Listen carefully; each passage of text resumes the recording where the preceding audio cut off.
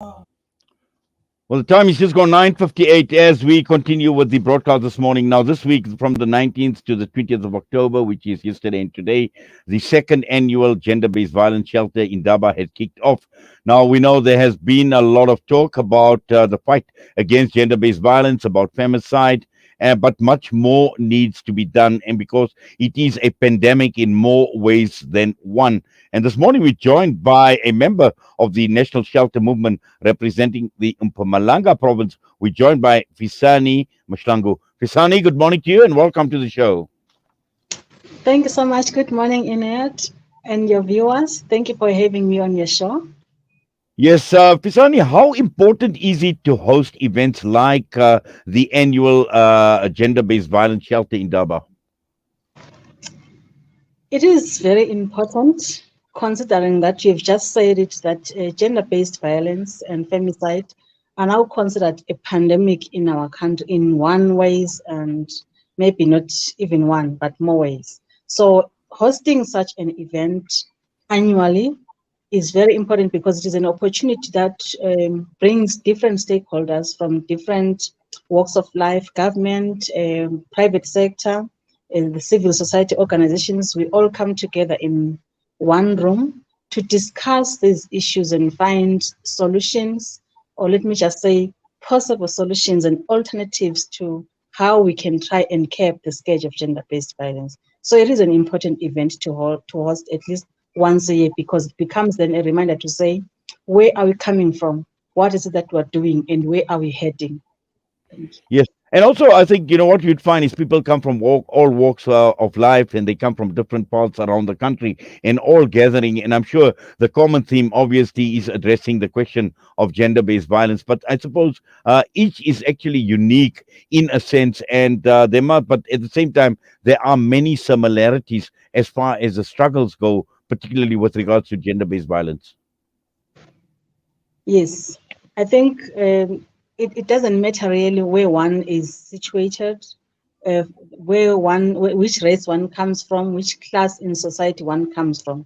Gender-based violence and femicide affects, and that's why it's even called gender-based violence, because it affects both genders. However, it is noted, and I think research has backed this up, that we find that in our country it is more women and children who are affected and who are victims of gender-based violence. So yes, violence is a problem, and what we're trying to highlight is that women are affected, children are affected, and if we look at it currently, those who are perpetrating violence are males. However, we're also trying to bring in an angle to say, because it is gender-based violence, let us all come together, both genders, talk about this issue and find solutions, because it is clear that the solution lies in us as humans, us as citizens, trying our best to make sure that we stop the scourge, we stop whatever it is that is causing violence in our societies.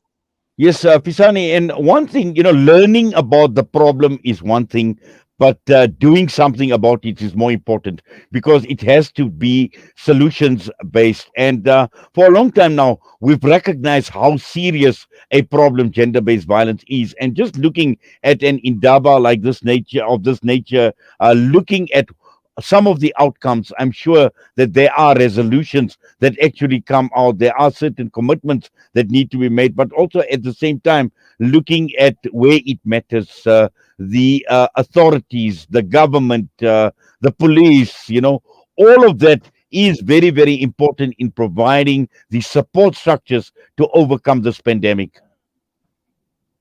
You're very right, Nat, and thank you for raising this and for also mentioning that different stakeholders, and you've mentioned that government and those in authority have got a responsibility, not just a responsibility, but a very huge responsibility to ensure that they do their utmost best to try and curb the scourge. Because if South Africa is now ranked top 5 worldwide where violence is rife, it means really we have to start looking deep into our actions, looking deep into our commitments towards fighting and stopping gender-based violence. So one of the resolutions and one of the agreements that are coming from different speakers who have already spoken from the previous day, which is the yesterday, they've all stated that what we have to be looking at, what we're agreeing on, is that we have to be doing something drastic to ensure that gender-based violence does not continue at this rate. So what we are also looking and finding is that stakeholders currently are not pulling together. And it came out from different speakers yesterday when we were just trying to assess in the room who was present and who is present even today. We find that some key stakeholders, including the police, were not part of this Indaba. They did not attend. And whereas we know that they are the custodians of safety and security of citizens in the country. So if they miss such an important event, it means then we are not yet at a time where we were all like fully committing to fighting gender-based violence. Yes, we are trying as different stakeholders, but as long as we're not pulling together and working together as one, like a smooth oiled machine, we're all going to be complaining to saying, but the scourge is continuing, the statistics is rising because we're not pulling together resources.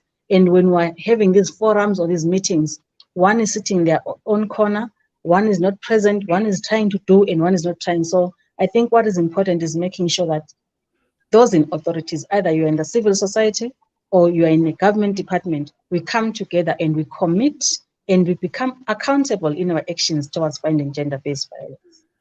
Also, Fisani, I think what is important, and this is what people fail to understand, and even I think the country at large, is we talk about the future of the country. We're talking about when we'll talk about the economy, and we'll talk about ESCOM, and we'll talk about that.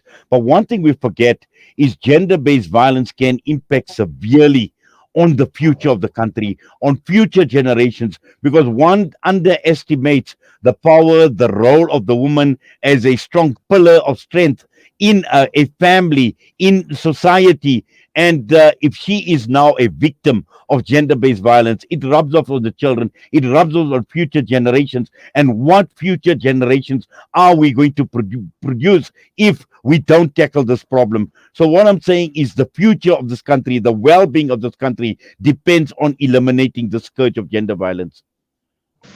You have said a mouthful, and I want to support really 100% so what you've just said, that the future of our society lies in the protection of its women and its children. Because yes, nowadays we know women also leave their homes to go and seek economic gains, like employment to support their families. But it is still a responsibility of a woman, again, to nurture their families. They still spend a lot of time looking after children. So once there is violence in a home, once there is violence in a community, and women are affected, it means even the offsprings, the children that they're supposed to be looking after, they are affected. And they cannot then provide that socialization, that emotional support to guide and mold our children to the future. So yes, gender-based violence has got a ripple effect towards the future because it affects the country's economy, because so much resources have to be spent in trying to ensure that we deal and we protect and we heal those who have been affected, mostly women and children.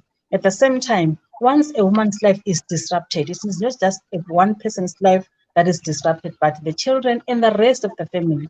And it even becomes worse when domestic violence and gender-based violence leads to death or leads to a separation of a family, because then it means whatever family that was supposed to be built is now destroyed. And we have children in the mix who then have to grow up without parents.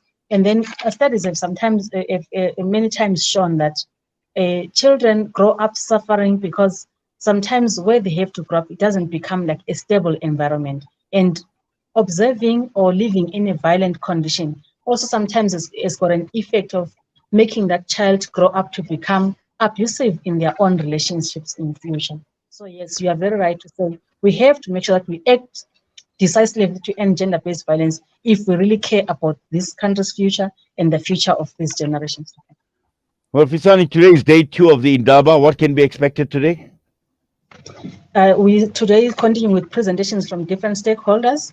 Just today, we've got a presentation from the Social Development International, and we also have who's going to be talking about the role of civil society and government partnerships between the two, ensuring that we do our best to curb violence. We're also going to be hearing from a presenter who's going to be talking about the trafficking in persons and how that is also becoming a very big problem in our country, where women and where different people, migrants, children, trafficked inside the country and sometimes out of the country to other countries and internally within the country also. So we're going to be having a lineup of presentations, all aiming at ensuring that they educate, and also we're going to be moving towards coming up with resolutions that are going to take us to what we're going to be doing the whole of next year towards fighting gender-based violence. Well, we wish you all the best, Fisani, and everyone else that is involved at this Indaba. And we do appreciate, we thank you for taking time out, talking to us this morning here on Salam Media. All the best to you. I thank you so much for having us here. Thank you. Fisani Mahlangu with us this morning, member of the National Shelter Movement, representing Mpumalanga province. And this is an Indaba, day 2 of the Indaba that is taking off. And this is something that we need to treat very, very seriously. Gender-based violence, clearly a pandemic and not acceptable at all. There has been just so much talk, and it's time now to walk the talk. Next up is going to be Just 23 by Sheikh Hani Arifai. It's time for me to sign off. Once again, great, wonderful being with you this morning in the company of our listeners, the various platforms, Salam Media, One Nation 88.9 FM. Until we meet tomorrow, from myself and the team, Assalamu alaikum wa rahmatullahi wa barakatuh.